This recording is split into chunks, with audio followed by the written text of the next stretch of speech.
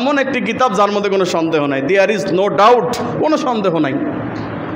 আছে এই কথা পৃথিবীর কোনো কিতাব ঘোষণা করতে পারছে যে আমার এই কিতাবে কোনো ভুল নাই, ত্রুটি নাই? কোনো কিতাব ঘোষণা করতে পারছে? কারণ সবারই ভুল ত্রুটি আছে। একটু ভালো করে দেখেন, প্রত্যেকটা বইয়ের লেখকের মধ্যে ভুল আছে। সে বলতেছে আমার যদি ভুল ত্রুটি মার্জনা করেন এবং আমার ভুল ত্রুটি যদি আমাকে ধরায় দেন, আমি তো আপনার সাথে চিরকৃতজ্ঞ থাকিব। বলে কি বলে না? বলে। কিন্তু আল্লাহ বলতেছেন জি না, দেয়ার ইজ নো ডাউট, এর মধ্যে কোনো সন্দেহ নাই। এরপর বলতেছেন হুদাল্লিল মুত্তাকিন, এটা মুত্তাকিনদের জন্য হেদায়েত। কাদের জন্যে? মুত্তাকি কারা? যারা তাকওয়া অর্জন করে, যারা আল্লাহ ভীতি অর্জন করে। আপনি বলবেন যে আমি মুত্তাকি, আমি তাকওয়া অর্জন করছি। না, এই তাকওয়া শব্দের ডিজিগনেশন, তাকওয়া শব্দের মিনিংস অলরেডি উমর ফারুক রাদিয়াল্লাহু তাআলা বোঝে নাই। ওমর ফারুক চেনেন তো? অর্ধজাহানের খলিফা উমর ফারুক রাদিয়াল্লাহু তাআলা, তিনি বোঝেন নাই। তখন তিনি উবাই ইবনে কাবকে বলছেন, উবাই ইবনে কাব, আসলে তাকওয়া বলতে কি বোঝায়? আমার এখনও তাকওয়া ভিতরে ঢুকতেছে না, তাকওয়া বলতে কি বোঝায়? তখন উবাই বিন কাব রাদিয়াল্লাহু তাআলা বলছেন, আপনি কি কখনো কাটা দেওয়া রাস্তায় চলেছেন? কাটা দেওয়া রাস্তায় চলেছেন? বোঝেন নাই? যাওয়ার সময় অনেক কাটা, এই কাপড়ে কাটা বিঁধে যায়, তো চলেন নাই? হ্যাঁ চলছি। তো বলতেছে যখন আপনি কাটা দেওয়া রাস্তায় চললেন তো বললেন যে যাক কাটা থাক আর যাই থাক, আমি আমার মতো চললাম, নাকি? কয় না, তা চললে তো আমার জামা কাপড় আমার শরীর একবারে শেষ করে দিবে। তো তাহলে কি করছেন? কয় কাটাগুলো বেছে বেছে সুন্দরভাবে যাওয়ার চেষ্টা করছি, যাতে আমার কাপড় সেফ থাকে, আমার শরীরও সেফ থাকে। তখন উবাই বিন কাব রাদিয়াল্লাহু তাআলা বলছেন জালিকা তাকওয়া, এটাই তাকওয়া। সমাজে চলতে গেলে সুদ, ঘুষ, জেনা, ব্যভিচার, মজুদদারি, দুর্নীতি, এগুলো আপনাকে চেপে ধরবে। সেখান থেকে আপনার যাওয়াই বড় কঠিন হয়ে যাবে। আপনি তাকওয়া অবলম্বন করেন, কিন্তু আপনার ছেলেটা করে না, আপনার ওয়াইফটা করে না। আপনি ঠিকই ইসলামী কায়দায় চলতে চান, কিন্তু আপনি আপনার পরিবারের চাপে পারছেন না। তাহলে এই সমস্ত জিনিসকে ম্যানেজমেন্ট করে যে ব্যক্তি চলতে পারবে, সেই তাকওয়াবান, সেটাই হলো তাকওয়া। যাই হোক, এখন এই তাকওয়া যারা অবলম্বন করে তাদের জন্য হুদা, কোরআন কি? হেদায়াত। তাদের জন্য কি? হেদায়াত। আল্লাযীনা ইউমিনুনা বিল গায়ব, এখানেই শেষ। যারা গায়েবের উপর বিশ্বাস করে, অদৃশ্যের উপর বিশ্বাস করে। তো আমরা গায়েবের উপর ঈমান আনছি কি আনি নাই? কোরআনের প্রথম কথাই কি? গায়েবের উপর বিশ্বাস করা। আমরা গায়েবের উপর, অদৃশ্যের উপর বিশ্বাস করি কি করি না? যদি না করি তাহলে ফেরেশতা মানব না, যদি না করি তো আল্লাহই মানব না, যদি না করি জান্নাত মানব না, যদি না করি জাহান্নাম মানব না। গায়েব এমন একটা জিনিস যার উপর প্রত্যেকের ঈমান আনা না আনার ভিতরে মুসলমান এবং কুফরির মধ্যে সীমারেখা টেনে দেয়। কথা বলেন ঠিক কিনা?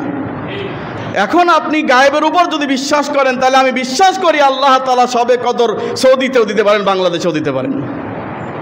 কারণ বলবেন এটা আপনার কথা। জি না। দেখেন সহিহ বুখারীর হাদিসটা, সহিহ বুখারীর হাদিসটা দেখেন, যেখানে রাসূলুল্লাহ সাল্লাল্লাহু আলাইহি ওয়াসাল্লাম বলতেছেন যে আল্লাহ সুবহানাহু ওয়া তাআলা প্রত্যেক রাতের 1/3 সময় থাকতে নিম্ন আকাশে নেমে আসেন। আসেন কি আসেন না? আসেন। প্রত্যেক রাতের 1/3 থাকতে তিনি নিম্নে আসমানের নিচে নেমে আসেন, আসমানের নিম্ন আকাশে নেমে আসেন এবং বান্দাকে ডাকতে থাকেন, কে আসো রোগগ্রস্ত বলো, আমি তোমার রোগ ভালো করে দেব। কে আসো ঋণগ্রস্ত বলো, আমার কাছে বলো, আমি তোমার ঋণ মকুবের ব্যবস্থা করে দেব। কে আসো বলো যে তুমি অশান্তির মধ্যে রয়েছো, আমার কাছে বলো, আমি তোমার অশান্তি দূর করে দেব। আছে না নাই? আল্লাহ প্রতিদিন ডাকেন কি ডাকেন না? এখন তাদের কাছে প্রশ্ন হচ্ছে, যারা বিশ্বব্যাপী একই দিবসে সিয়াম এবং ঈদ পালন করতে চান, তাদের কাছে প্রশ্ন হচ্ছে যে আল্লাহ সুবহানাহু ওয়া তাআলা কোন রাতে নামেন? হাদিসে আছে? আছে? কথা কয় না? হাদিসে আছে। আল্লাহ বলতেছেন যে আমি কোন দেশের আকাশে নামি? আমেরিকা, সুইডেন, সৌদি আরব, ভারত, বাংলাদেশ বলছেন আল্লাহ, নাকি বলছেন আল্লাহ রাতে নামেন? এখন রাত তো আমাদের অবশ্যই আলাদা আলাদা আছে। আমেরিকায় এখন গভীর রাত, তাই না? আমেরিকা এখন গভীর রাত। এই গভীর রাতে আমেরিকা আলারা যদি আল্লাহ তাআলা তাদের কাছে নামেন, তাহলে আমাদের সাথে মিলবে? এখন তো আল্লাহর নামার কথা। যদি হাদিস অনুযায়ী এখন কিন্তু আমেরিকায় আল্লাহ নামার কথা, এখন তো বাংলাদেশের রাত নাই, তাহলে কি হবে? এই গবেষণা করতে আল্লাহ নিষেধ করে বলছেন গায়েবের উপর ঈমান আনো, অদৃশ্যের উপর ঈমান আনো, আমি যেভাবে দিয়েছি সেভাবে মানার চেষ্টা করো, ওইদিকে তোমার গবেষণার দরকার নাই। এখন সৌদি আরবে পাইবো কি পাইবো না, সৌদি আরব নিয়ে তোমার এত গবেষণা কেন? সৌদি আরবে যে আমেরিকায় যে সৌদি আরবের দুই আগে ঈদ ওঠে, চাঁদ ওঠে, গুগল সার্চ দাও, দেখো সেখানে যে পৃথিবীর সর্বপ্রথম চাঁদ কোথায় ওঠে। কই কখনো তো সৌদি আরবওয়ালারা আমেরিকার চাঁদ মেনে নিয়ে ঈদ এবং সিয়াম পালন করে নাই, হজও কায়েম করে নাই, করছে নাকি তাদের চাঁদ দেখে তারা ঈদ এবং সিয়াম পালন করছে? এখন আপনি সৌদি আরবের দোহাই কেন দিচ্ছেন? যদি আপনি বলেন পৃথিবী একই দিনে সবাই সিয়াম পালন করতে হবে, ঈদ পালন করতে হবে, তাহলে আমেরিকার চাঁদ, হনুলুলু দেশের চাঁদ, অথবা বিভিন্ন দেশে যেখানে সৌদি আরবের 2 দিন 3 দিন আগ পর্যন্ত চাঁদ ওঠে, আপনি সেটা গ্রহণ করছেন না কেন? তার মানে ডাল মে কুছ কালা হ্যায়।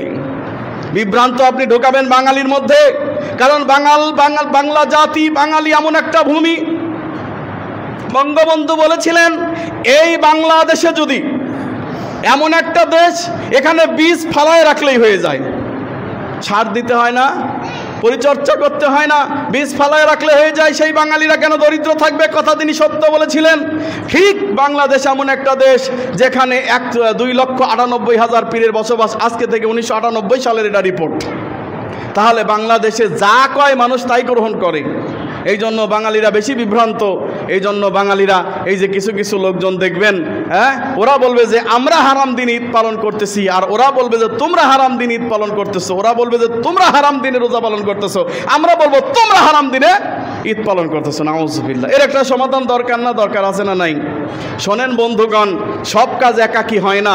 আপনি মুত্তাকি পরহেজগারি দেখাবেন, ঠিক আছে, সব কাজ একাকী হয় না। আপনি ঈদের জামাত একা করতে পারবেন না? পারবেন? আপনি জানাজার নামাজ একা পড়তে পারবেন? পারবেন না।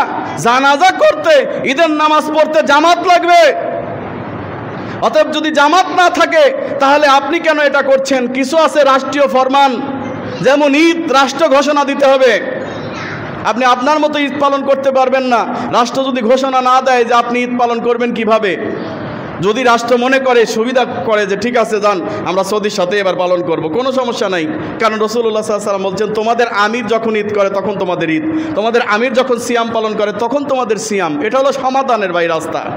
আপনি যদি করতেই চান তো সরকারকে রাজি করান, ঠিক আছে, সবাইকে মিলেমিশে আমরা সবাই একসাথে করি, কিন্তু বিভ্রান্ত করিয়েন না। পৃথিবীতে কোনোদিনে এটা সম্ভব নয়, কারণ আপনি সব একসাথে করতে পারবেন না। সৌদির সাথে করতে পারবেন, আমি বিশ্বাস করি সৌদির সাথে পারবেন, কিন্তু পৃথিবী, কারণ সৌদির সাথে আমাদের 3 ঘন্টার ব্যবধান মাত্র, কিন্তু আমেরিকার সাথে 24 ঘন্টার ব্যবধান, 12 ঘন্টার ব্যবধান, ওদের 12 ঘন্টা রাত, 12 ঘন্টা দিন। এখন এই 12 ঘন্টার ব্যবধানে আপনি কিভাবে করবেন? সৌদি যখন গভীর ঘুমন্ত অবস্থায় তখন আপনি ঈদ পালন করলে তারা আপনার সাথে কেমন ঈদ পালন করবে বলেন? সৌদি না আমেরিকা যখন গভীর ঘুমে, তখন আপনি তাদের সাথে কিভাবে ঈদ পালন করবেন? অতএব এগুলা পথভ্রষ্টতা ছাড়া আর কিছু নয়। আল্লাহ বুঝার তৌফিক দান করুন, আল্লাহুম্মা আমিন। এবার আসেন সাদাকাতুল ফিতর। এই ফিতর নিয়ে অনেক ঝামেলা আছে না নাই? ফিতরা নিয়ে আছে না নাই? কেউ বলছে টাকা দিয়ে ফিতরা দিলে চলবে, আর কেউ বলছে খাদ্য দিতে হবে, আবার কেউ বলছে যে ফিতরা মানেই জাকাত। নাউজুবিল্লাহি মিন যালিক। আচ্ছা, ফিতরা মানেই জাকাত, এটা কিভাবে আসলো?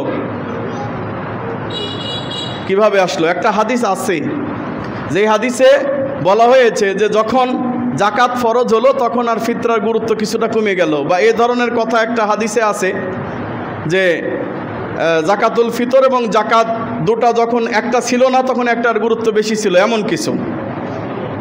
কিন্তু এক ফরজ কি আর এক ফরজ রহিত করতে পারে? বলেন, এক ফরজ আর এক ফরজের রহিত করতে পারে?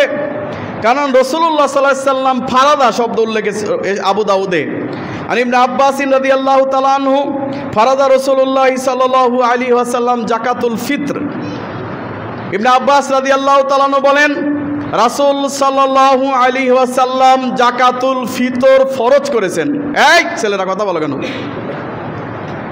জাকাতুল ফিতর ফরজ করেছেন তুহরাতিল লিসাইম, যারা সিয়াম পালন করে তাদের পবিত্রতার জন্য এটা করেছেন। সিয়াম পালন করতে গিয়ে ভুল ত্রুটি হয়েছে, এই ভুল ত্রুটি সংশোধনের জন্যে, তাদের পবিত্রতার জন্য করেছেন। মিনাল লাগবি ওর রাফাস, সে যে অশ্লীলতা করেছিল, মন্দ কাজ করেছিল, গালিগালাজ করেছিল, এইগুলা থেকে সংশোধন করার জন্য এই ফিতরার আবির্ভাব ঘটেছে। সুবহানাল্লাহ। ওয়াতুমাতিলিল মাসাকিন, আর এটা মিসকিনদের খাদ্য। যদিও কেউ কেউ বলেছেন যে সাদাকাত 8টা খাতে ব্যয় করা যাবে, তবে সবচেয়ে উত্তম হচ্ছে ফকির এবং মিসকিনকে এই খাদ্য দান করা, আর সেটা খাদ্য দিয়ে দিতে হবে। এখানে কি বলা হয়েছে? তুমাতুলিল মাসাকিন, মিসকিনদের খাদ্য। আর রাসূলুল্লাহ সাল্লাল্লাহু আলাইহি ওয়াসাল্লাম তোয়াম খাদ্য দিতে বলেছেন। এখন এই তোয়াম খাদ্য, তারপরে তিনি বলছেন যে আমাদের ভিতরে তোয়াম খাদ্য যখন বলা হলো তখন কেউ জব থেকে দিয়েছে, গম থেকে দিয়েছে, হ্যাঁ, কেউ বা খেজুর থেকে দিয়েছে, কেউ বা পনির থেকে দিয়েছে। দেওয়া যাবে কি যাবে না? আপনি যদি বড়লোক হন, আপনার টাকা পয়সা থাকে, তো আপনি কিশমিশ দিয়ে দিতে পারেন, 2.5 কেজি কিশমিশ মাথা পিছু। আপনি যদি আরও বড়লোক হন তাহলে পনির দিয়ে দিতে পারেন, 2.5 কেজি পনির। আপনি যদি আরও বড়লোক হন, আঙ্গুর দিয়ে দিতে পারেন, কোনো সমস্যা নাই, দিলেই ভালো, কোনো সমস্যা নাই। গরিব আপনার কাছ থেকে পাবে, সুন্দর জিনিসটা, ভালো জিনিসটা পাবে, তারা খেতে পারবে। আর আপনি যেটা খাবেন, আমরা কি খাই? ভাত খাই না? ভাত খাই, ভাত তো আর দেওয়া যায় না। কি দেওয়া যায়? চাউল, চাউল দেওয়া যায়। এখন আমরা যে চাউল খাই সে চাউল ফিতরা দেব। অনেকে আছেন যে ঠিক আছে হুজুর, খাদ্য দিয়ে ফিতরা দিতে বলছেন, চাউলই দেব, সমস্যা নাই, তবে 28 চাল দেব। হ্যাঁ, খান আপনি মিনিকেট, যদিও মিনিকেট বলে আসলে কোনো চাল নাই, বানোয়াটি কথা। খান মিনিকেট, খান হচ্ছে নাজির চাউল, যেইগুলার কেজি হলো 80 টাকা অথবা 70 টাকার কমে হয় কি আমার জানা নাই, আমি অত দামি চাল খাই না। আমি খাই সর্বোচ্চ গেলে 60 টাকা দামের। তাহলে 70, 80 টাকা, 90 টাকার নিচে চাউল নাই। সেই চাউলগুলো আপনি খাচ্ছেন আর বলতেছেন ফিতরা দেওয়ার সময় আমি 28 চাল 60 টাকা কেজির দর চাল খাওয়াবেন। আল্লাহ মনে হয় বোঝে না, তাই না? আল্লাহ মনে হয় বোঝে না? আল্লাহ ঠিকই বোঝে। এখন বলতেছেন, কেউ কেউ বলতেছেন যে টাকা দিয়ে ফিতরা দিলে সুবিধা, কারণ গরিব মিসকিনের টাকা পয়সাই দরকার, কারণ তাদের একটু জামা কেনার দরকার, একটু সেমাই কেনার দরকার, একটু মিষ্টি কেনার দরকার, আরে একটু ছেলের জুতা কেনার দরকার। বাটপার, সাবধান হোস, তোরা মুনাফিকের মুখোশ ধারণ করে আছিস। বাটপার গুলা, যে আলেমগুলা এই ধরনের ফতোয়া দিচ্ছে, এরা মুনাফিক, বাটপার। এই মুনাফিক বাটপারেরা সারা বছর কোথায় থাকো? নিজের মাদ্রাসার জন্য জাকাত কালেকশন করো, নিজের জন্য জাকাত কালেকশন করো, তো গরিব মিসকিনের জন্য জাকাত কালেকশন কেন করো না?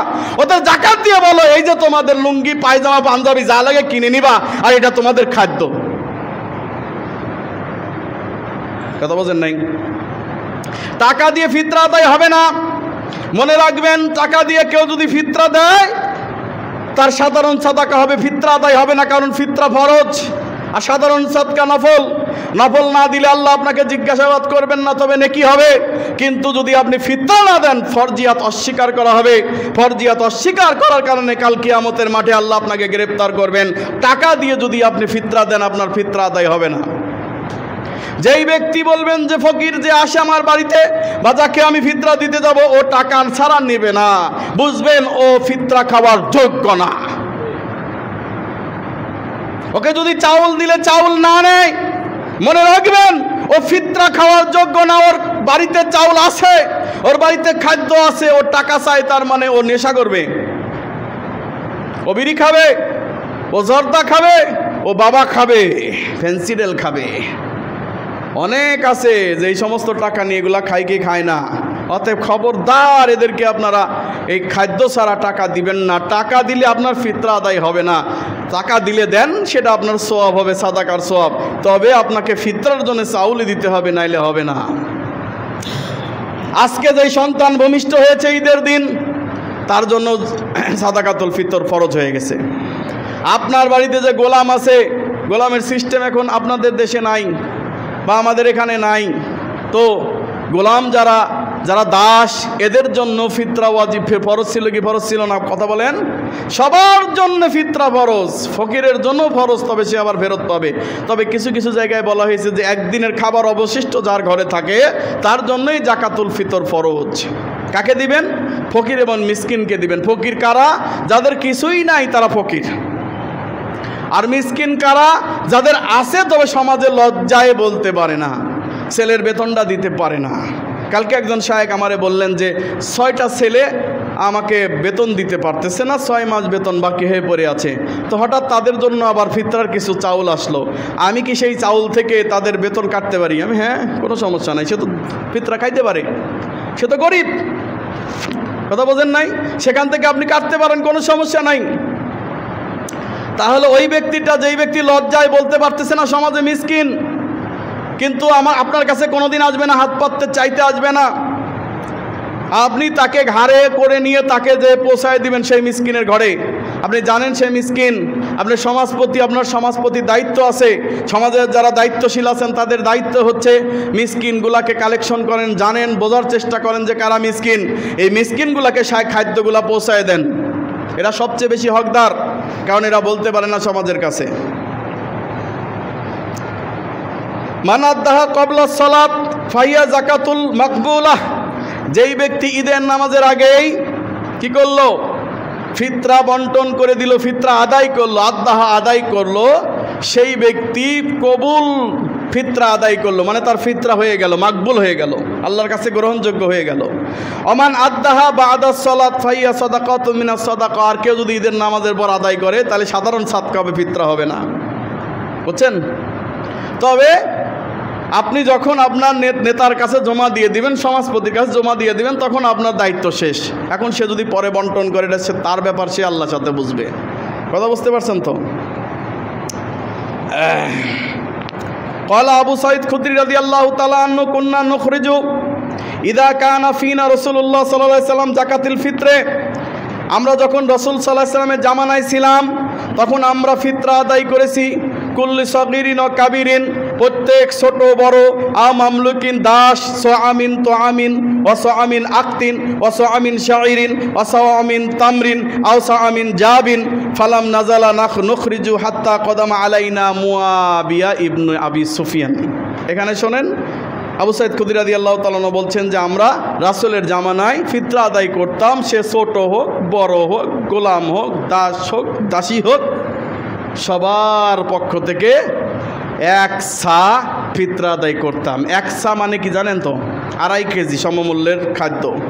অবশ্যই এটা নিয়েও একটু ঝামেলা আছে, যদি বেশি ঝামেলা মনে করেন তো সৌদি আরবে যে সা পাওয়া যায় ওটা কিনে নিয়ে এসে ওটা ভরে দিয়ে দেন, ঝামেলা শেষ।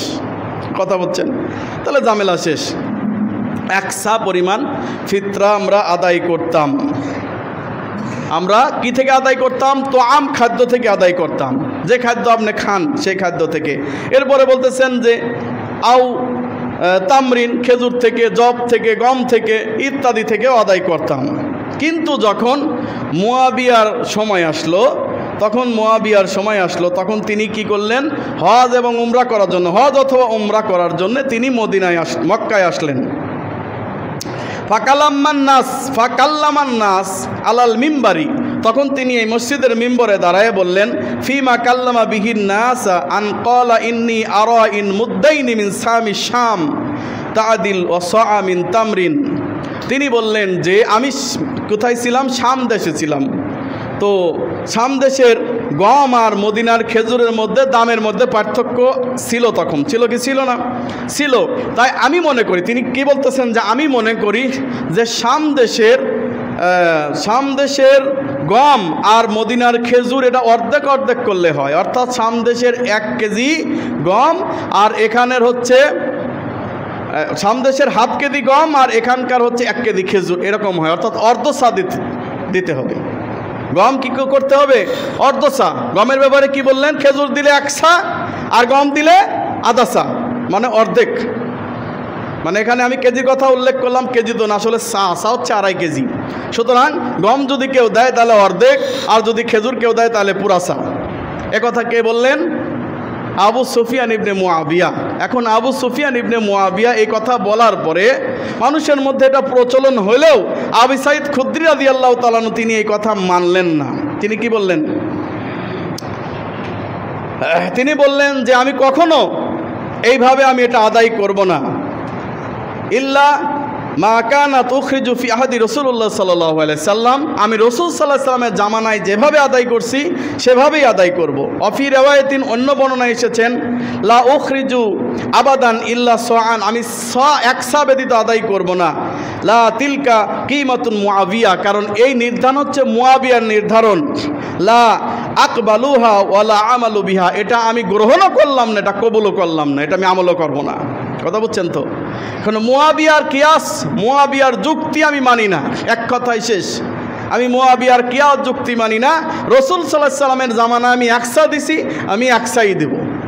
এর পক্ষে সাহাবায়ে কেরাম ছিলেন।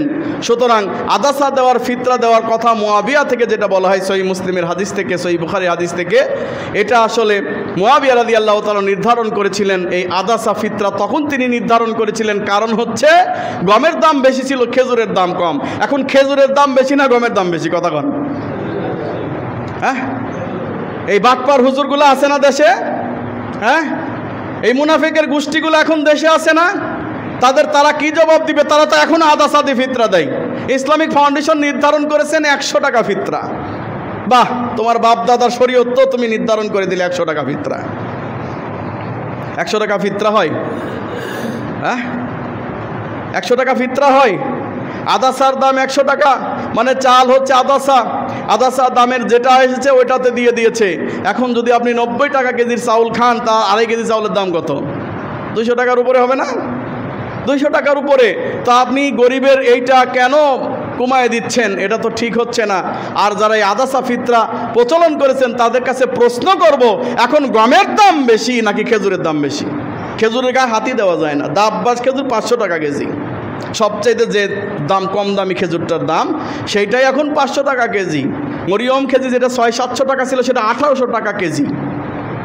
মেরজুল যে কেজি ছিল 1200 টাকা, সেটা এখন 6000 টাকা কেজি। তো আপনি কি দিয়ে কার সাথে কি বুঝাইতে চান? তো আপনি সেখানে দামের কথা উল্লেখ করে তিনি সে ফতোয়াটা দিয়েছিলেন। তো আপনিও সেই কথাটা এখন ফেরত আসেন যে এখন খেজুরের যেহেতু দাম বেশি তাহলে খেজুর দিয়ে দাও। হ্যাঁ, মানে সুবিধাবাদ জিন্দাবাদ। আল্লাহ তাআলা এদেরকে হেদায়েত দান করুন এবং সঠিক পথে ফিরে আসার তৌফিক দান করুন। আল্লাহুম্মা আমিন। আসেন, ইতিকাফ 10 দিন ইতিকাফ করতে হবে, করলে আপনি শবে কদর পাবেন নিশ্চিত ইনশাআল্লাহ তাআলা। ঠিক আছে, ইনশাআল্লাহ। এখন কেউ যদি আপনার সময় থাকে, বেশি ব্যস্ততায় না থাকেন, ব্যস্ততা সব কেটে ওঠার চেষ্টা করেন, এই ইতিকাফ করার চেষ্টা করবেন। এখন প্রশ্ন আসতে পারে যে ইতিকাফ কি 10 দিনই করতে হবে না কমও করা যায়? জি, কমও করা যায়, তবে কম করলে আপনি শবে কদর পাওয়ার চান্স পাবেন না। এখন কারো একবারেই সময় নাই, সে যদি একদিনের নিয়তে ইতিকাফ করে সেটা হবে ইনশাআল্লাহ। কথা বলছেন তো? ইতিকাফ করে, ইতিকাফ অর্থ হচ্ছে কি? সমাজ থেকে নিজেকে বিচ্ছিন্ন করা। এই যে এত ব্যস্ততা, হ্যাঁ, এত ব্যবসা বাণিজ্য নিয়ে খুব ব্যস্ত হয়ে পড়ছেন, একটু আল্লাহর জন্য সময় দেন। সলবে সালিহিনগণ বলছেন যে যদি কেউ 1 ঘন্টা ইতিকাফের নিয়তে মসজিদে বসে থাকে তারও সওয়াব হবে। বলেন সুবহানাল্লাহ। একদিনের জন্য আপনার এই অ্যান্ড্রয়েড মোবাইল দূরে ফেলায় দেন। আজকে আর মোবাইল ব্যবহার করব না, আজকে সারা দিন এই মাগরিবের টাইমে ঢুকলাম, আবার আগামীকাল মাগরিব 24 ঘন্টা আমি আজকে অবস্থান করব ইনশাআল্লাহ মসজিদের ভিতরে। সব কানেকশন বন্ধ করে দিলাম, কারোর সাথে যোগাযোগ নাই। আল্লাহর শানে, আল্লাহর জন্য কোরআন তেলাওয়াত, হাদিস পাঠ এবং জিকির আজগার নিয়ে মশগুল থাকবো। ভাই, আল্লাহ তাআলা চাইলে এই একটা দিনের আমল কবুল করে তাকে জান্নাত দিতে পারেন কি পারেন না? পারেন কি পারেন না? ঠিক আছে, সময় নাই, 1 ঘন্টা। ঠিক আছে, আজকে আমি 1 ঘন্টা মোবাইল টোবাইল সব দূরে রেখে আল্লাহর সান্নিধ্যে দাঁড়ায় গেলাম, আল্লাহর কাছে তওবা করলাম, যা করছি আল্লাহ মাফ করে দাও। এবার কোরআন তেলাওয়াত করলেন, হ্যাঁ, আমল করলেন, ওজিফা করলেন, সূরা তেলাওয়াত করলেন, আপনি দোয়া পাঠ করলেন। আল্লাহ কবুল করতে পারেন কি পারেন না? এই 1 ঘন্টা সময় অন্তত দিতে পারবো কি পারবো না? পারবেন না, আমি জানি, কারণ এখন ব্যবসা বাণিজ্য বেশি। 15 রমজানের আগে থেকে শুরু হয়ে গেছে বেচা কিনে, তো এখন তো ঢোকাই যায় না, মার্কেটে ঢোকাই যায় না। বেতনও পাই নাই, বোনাসও হয় নাই, তাও মার্কেটে ঢোকা যায় না। এত টাকা কই পায় বাঙালি? বলেন, বাঙালি এত টাকা কই পায়? হ্যাঁ, আউযুবিল্লাহি মিনাশ শাইতানির রাজিম। কেমনে পায় জানেন? ভ্যালেন্টাইন ডে, ভালোবাসার দিবসে 2 কোটি টাকার কন্ডম বিক্রি হয়েছে। বাঙালির টাকা নাই কইছে কেডা? আউযুবিল্লাহি মিনাশ। হ্যাঁ, 21শে ফেব্রুয়ারির দিন ফুল কেনা বিক্রি হয়েছে কি 10 না 12 লক্ষ কোটি টাকা। 10-12 কোটি টাকার শুধু ফুল বিক্রি হয়েছে। আবার ভ্যালেন্টাইন ডের দিনও 5 লক্ষ টাকার 5 কোটি টাকার ফুল বিক্রি হয়েছে। তো বাঙালির টাকা নাই মানে? সব টাকা তাদের টাকা আছে, কিন্তু আল্লাহর রাস্তায় দান করার মতো মন মানসিকতা তাদের নাই। ভাই এবং বন্ধুগণ, মনে রাখবেন একদিন সবাইকে মৃত্যুবরণ করতে হবে। এই যে সুযোগটা আল্লাহ দিয়েছেন, এই রমজান হয়তো আমি আগামী রমজানে পাবো না, এই সুযোগে এই রমজান মাসের ওসিলায় যদি আমি পরহেজগার হয়ে যাই, রমজান মাসের ওসিলায় যদি আমি তাকওয়াবান হয়ে যাই, রমজান মাসের ওসিলায় যদি আল্লাহর শানে বেশি বেশি করে দান করি এবং নিয়ত করি যে আল্লাহ তোমার জন্য কিছু করে যাব, আল্লাহ সুবহানাহু ওয়া তাআলা তা গ্রহণ করবেন এবং জান্নাতে ঘর নির্মাণ করে দেবেন ইনশাআল্লাহ তাআলা। আল্লাহ সুবহানাহু ওয়া তাআলা আমাদেরকে কোরআন এবং সহিহ হাদিস বোঝার তৌফিক দান করুন, সঠিক সহি আমল করার তৌফিক দান করুন। আল্লাহুম্মা আমিন। বারাকাল্লাহু লানা ওয়া লাকুম ফিল কুরআনিল আযীম ওয়া নাফা'না ইয়াকুম আয়াতি ওয়া যিকরিল হাকীম। আমাদের ডানে বামে যাদের কৌটা আছে ছেড়ে দিবেন এবং বেশি বেশি করে দান করার চেষ্টা করবেন। বাইরে চেয়ার দেওয়া আছে, চেয়ারের ওপর কৌটা দান বাক্স দেওয়া আছে, ওযুখানার সামনে দেওয়া আছে, ঈদগাহ ময়দানে দেওয়া আছে। আপনারা সবাই দেওয়ার চেষ্টা করবেন ইনশাআল্লাহ তাআলা।